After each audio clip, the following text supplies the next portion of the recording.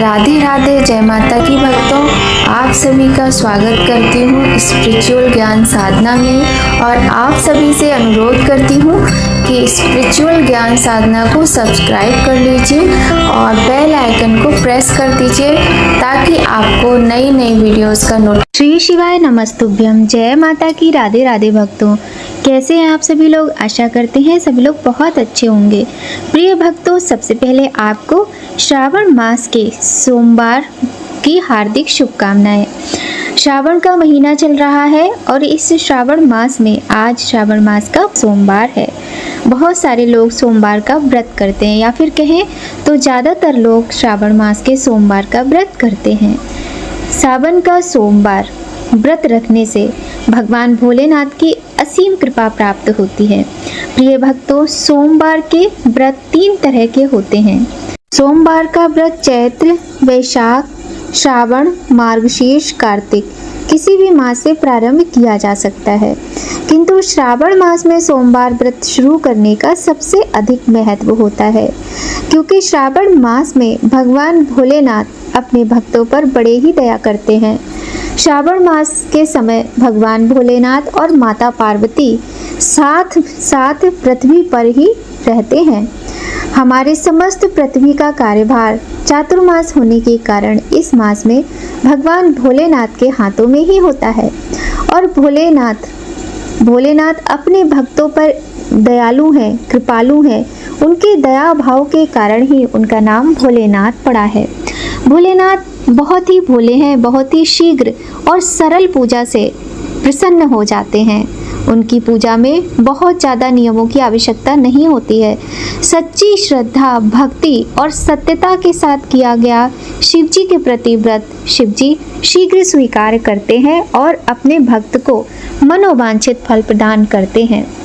भक्तों, सोमवार का व्रत साधारणतया दिन के तीसरे पहर तक होता है। व्रत में फलाहार या पारायण कोई खास नियम नहीं है, किंतु यह आवश्यक है कि दिन रात में केवल एक समय ही भोजन करें। सोमवार के व्रत में शिव जी और माता पार्वती का पूजन करना चाहिए। सोमवार के व्रत 3 प्रकार के होने के कारण सोम प्रदोष और 16 सोमवार और साधारण सोमवार यह व्रत होते हैं। यहाँ हम आपको बता दें कि शिव पूजन के बाद कथा जरूर सुननी चाहिए। प्रदोष व्रत, 16 सोमवार तथा सोमवार तीनों की कथा अलग अलग है। आइए भक्तों, आज हम आपको सुनाते हैं श्रावण मास के सोमवार व्रत की बहुत ही सुंदर कथा। पौराणिक कथा है जो हमारे प्राचीन काल से चली आ रही है। समस्त भक्तगण भगवान शिव के प्रति अपनी श्रद्धा दिखाते हुए इस व्रत को करते हैं और इस कथा का श्रवण करके अपने व्रत को पूर्ण करके अपने मनोवांछित कामनाओं को पूरा करते हैं। आइए भक्तों, प्रारंभ करते हैं बहुत ही सुंदर श्रावण मास के सोमवार व्रत की कथा। बोलिए गणेश भगवान की जय, गौरी शंकर भगवान की जय, लक्ष्मी नारायण भगवान की जय, पार्वती पते हर हर महादेव। सभी श्रद्धालु भक्तगणों से हाथ जोड़कर अनुरोध है कि आप सभी भक्तजन बड़े ही श्रद्धा और प्रेम के साथ इस सुंदर कथा का श्रवण करें। साथ ही कथा सुनते समय ओम नमः शिवाय या श्री शिवाय नमस्तुभ्यम मंत्र का मन में जप करते रहें। आइए भक्तों, प्रारंभ करते हैं कथा। एक बहुत धनवान साहूकार था जिसके घर धन आदि किसी भी प्रकार की कमी नहीं थी, किंतु उसको एक दुख था कि उसके कोई पुत्र नहीं था, कोई संतान नहीं थी। वह इसी चिंता में रात दिन रहता था और पुत्र की कामना से प्रति सोमवार को शिवजी का व्रत और पूजा करता था। सायंकाल को शिवजी के मंदिर में जाकर शिवजी के सामने दिया जलाया करता था। उसके इस भक्ति भाव को देखकर एक समय माता पार्वती जी ने शिवजी महाराज से कहा कि महाराज, यह साहूकार आपका अनन्य भक्त है और सदैव आपका व्रत तथा पूजन बड़ी श्रद्धा से करता है। आपको इसकी मनोकामना पूर्ण करनी चाहिए। तब शिवजी बोले, हे पार्वती, यह संसार कर्म क्षेत्र है। जैसे किसान खेत में जैसा बीज बोता है वैसा ही फल काटता है, उसी प्रकार इस संसार में प्राणी जैसा कर्म करते हैं वैसा ही फल भोगते हैं। पार्वती जी ने अत्यंत आग्रह से कहा, महाराज, जब यह आपका अनन्य भक्त है और इसको किसी प्रकार का कोई दुख है तो उसको अवश्य दूर करना चाहिए, क्योंकि आप सदैव अपने भक्तों पर दयालु होते हैं और उनके दुखों को दूर करते हैं। यदि आप ऐसा नहीं करेंगे तो मनुष्य आपकी सेवा तथा व्रत क्यों करेंगे? पार्वती जी का ऐसा आग्रह देख शिवजी महाराज कहने लगे, हे पार्वती, इसके कोई पुत्र नहीं है, इसलिए यह दुखी रहता है। इसके भाग्य में पुत्र न होने पर भी मैं इसको पुत्र की प्राप्ति का वर देता हूँ, किंतु वह पुत्र केवल 12 वर्ष तक जीवित रहेगा। इसके पश्चात वह मृत्यु को प्राप्त हो जाएगा। इससे अधिक मैं और कुछ इसके लिए नहीं कर सकता। यह सब बातें साहूकार सुन रहा था। इससे उसको ना कुछ प्रसन्नता हुई और ना ही कुछ कष्ट हुआ। वह पहले जैसा ही शिवजी महाराज का व्रत और पूजन करता रहा।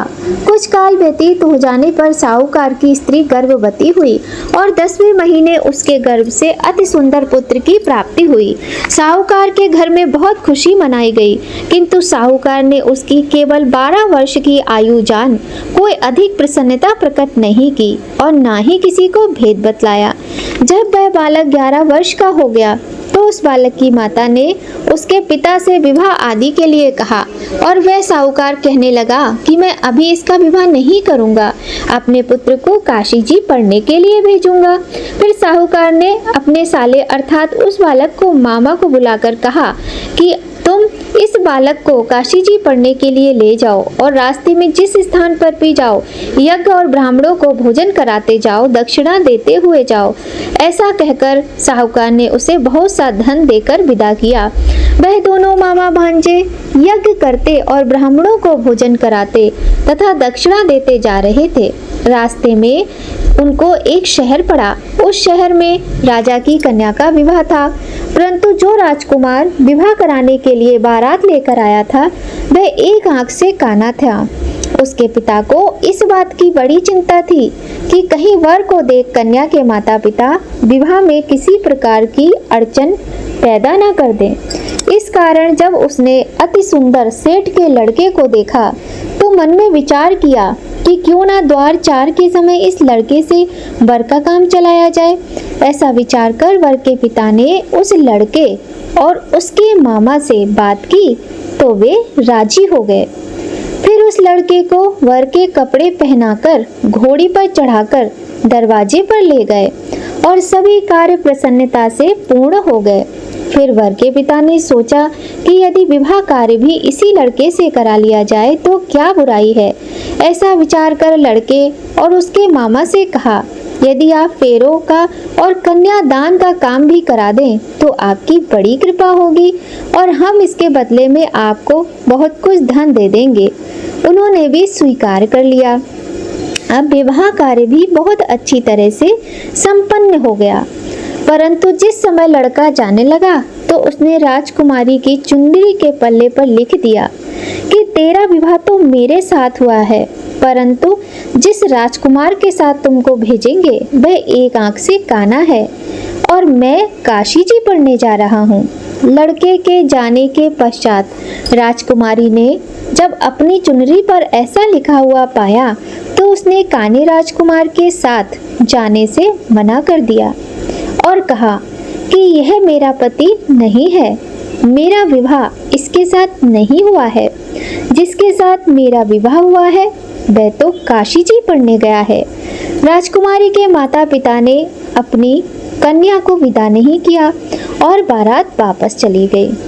उधर वह सेठ का लड़का और उसका मामा काशी जी पहुंच गए। वहां जाकर उन्होंने यज्ञ करना और लड़के ने पढ़ना शुरू कर दिया। जब लड़के की आयु 12 साल की हो गई तब एक दिन उन्होंने यज्ञ रचा रखा था। लड़के ने अपने मामा से कहा, मामा जी आज मेरी तबीयत कुछ ठीक नहीं है। मामा ने कहा, अंदर जाकर सो जाओ। लड़का अंदर जाकर सो गया और थोड़ी देर में उसके प्राण निकल गए। जब उसके मामा ने आकर देखा कि वह तो मृत पड़ा है तो उसको बड़ा दुख हुआ और उसने सोचा कि अगर मैं अभी रोना पीटना मचा दूंगा तो यज्ञ का कार्य अधूरा रह जाएगा। अतः उसने जल्दी से यज्ञ का कार्य समाप्त कर ब्राह्मणों के जाने के बाद रोना पीटना आरंभ कर दिया। संयोगवश उसी समय शिव और माता पार्वती जी उधर से जा रहे थे। जब उन्होंने जोर जोर से रोने की आवाज़ सुनी तो पार्वती जी कहने लगी, महाराज, कोई दुखिया रो रहा है, इसके कष्ट को दूर कीजिए। जब शिव पार्वती ने जाकर देखा तो वहाँ एक लड़का मृत पड़ा था। पार्वती जी कहने लगी, महाराज, यह तो उसी सेठ का लड़का है जो आपके वरदान से हुआ था। शिव जी कहने लगे, हे पार्वती, आयु इसकी इतनी ही थी जो कि यह भोग चुका। तब माता पार्वती जी ने कहा, हे महाराज, इस बालक को कृपा करके और आयु दो, नहीं तो इसके माता पिता तड़प तड़प कर मर जाएंगे। पार्वती जी के बार बार आग्रह करने पर शिवजी ने उस लड़के को जीवन दान दिया और शिवजी महाराज की कृपा से लड़का जीवित हो गया। शिव पार्वती जी कैलाश चले गए। शिक्षा पूर्ण होने पर वह लड़का और उसका मामा उसी प्रकार यज्ञ करते तथा ब्राह्मणों को भोजन कराते तथा दक्षिणा देते अपने घर की ओर चल पड़े। रास्ते में उसी शहर में आए जहां उसका विवाह हुआ था। वहां पर आकर उन्होंने यज्ञ आरंभ कर दिया तो उस लड़के के ससुर ने उसको पहचान लिया और अपने महल में ले जाकर उसकी बहुत खातिर की। साथ ही बहुत सारे दास दासियों सहित आदर पूर्वक लड़की और जमाई को विदा किया। जब वह अपने शहर के निकट आए तो मामा ने कहा कि मैं पहले तुम्हारे घर जाकर खबर कराता हूँ। जब उस लड़के का मामा घर पहुँचा तो लड़के के माता पिता घर की छत पर बैठे हुए थे और उन्होंने यह प्रण कर रखा था कि यदि हमारा पुत्र सकुशल लौट आया तो हम राजी खुशी नीचे आ जाएंगे, नहीं तो छत से गिरकर अपने प्राण खो देंगे। इतने में उस लड़के के मामा ने आकर यह समाचार दिया कि आपका पुत्र आ गया है, किंतु उनको विश्वास नहीं आया। उसके मामा ने शपथ पूर्वक कहा कि आपका पुत्र अपनी पत्नी के साथ बहुत सारा धन लेकर आया है। तो सेठ ने आनंद के साथ उसका स्वागत किया और सब बड़ी प्रसन्नता के साथ रहने लगे। बोलिए गौरी शंकर भगवान की जय। इसलिए कोई भी सोमवार के व्रत को धारण करता है अथवा इस कथा को पढ़ता या सुनता है, उसकी समस्त मनोकामनाएं पूर्ण होती हैं तथा इस लोक में सुख भोग कर अंत में सदाशिव के लोक को प्राप्त होता है। आइए भक्तों, अब भगवान शिव को प्रिय लगने वाला, भगवान शिव को प्रसन्न करने वाले लिंगाष्टकम स्तोत्र का पाठ करते हैं। ब्रह्मा मुरारी सुरार्चित लिंगम, निर्मल भासित शोभित लिंगम, जन्मज दुख विनाशक लिंगम, तत्प्रणमामि सदा शिव लिंगम। देव मुनि प्रवरार्चित लिंगम, कामदहम करुणाकर लिंगम, रावण दर्प विनाशन लिंगम, तत्प्रणमामि सदा शिव लिंगम। सर्व सुगंधि सुलेपित लिंगम, बुद्धि विवर्धन कारण लिंगम, सिद्धि सुरासुर बंदित लिंगम, तत्प्रणमामि सदा शिव लिंगम। कनक महामणि भूषित लिंगम, फड़पति वेष्टित शोभित लिंगम, दक्ष सुयज्ञ विनाशन लिंगम, तत्प्रणमामि सदा शिव लिंगम। कुंकुम चंदन लेपित लिंगम, पद पंकज हार सुशोभित लिंगम, संचित पाप विनाशन लिंगम, तत्प्रणमामि सदा शिव लिंगम। देवगणार्चित सेवित लिंगम, भावर भक्ति विरेचा लिंगम, दिनकर कोटि प्रभाकर लिंगम, तत्प्रणमामि सदा शिव लिंगम। अष्टदलों परिवेष्टित लिंगम, सर्व समुद्भव कारण लिंगम, अष्ट दरिद्र विनाशित लिंगम, तत्प्रणमामि सदा शिव लिंगम। सुरगुरु सुरवर सुपूजित लिंगम, सुरवन पुष्प सदार्चित लिंगम, परात परम परमात्मक लिंगम, तत्प्रणमामि सदा शिव लिंगम। लिंगाष्टकमिदं पुण्यं या पठेत शिव सन्निधौ शिवलोकम वाप्नोति शिवेन से मोदते। बोलिए भोलेनाथ बाबा की जय, माता पार्वती की जय। आइए भक्तों, बड़े ही प्रेम से अब करते हैं भगवान की सुंदर आरती। शीश गंग अर्धांग पार्वती सदा विराजत कैलाशी। नंदी भृंगी नृत्य करते हैं गुण भक्तन शिव की दासी। शीतल मंद सुगंध पवन भय बैठे हैं शिव अविनाशी। करत गान गंधर्व सप्त स्वर राग रागनी अति गासी।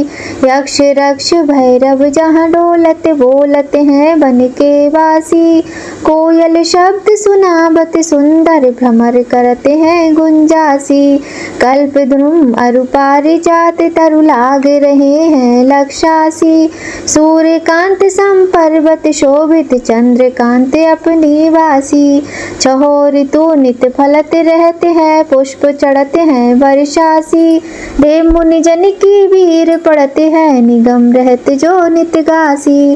ब्रह्मा विष्णु ध्यान धरते हैं कछु शिव हमको करमासी। रिद्धि सिद्ध के दाता शंकर सदा आनंदित सुख राशि। जिनको सुमिरन सेवा करते छूट जाए यम की फांसी। त्रिशूल धर को ध्यान निरंतर मन लगाए कर जागासी। दूर करे विपदा शिव तन की जन्म जन्म शिव पद पासी। कैलाशी काशी के वासी अविनाशी मेरी सुध लीजो। सेवक जान सदा चरणन को आपन जान दर्श दीजो। तुम तो प्रभु जी सदा सियाने अवगुण मेरे सब ढकियो।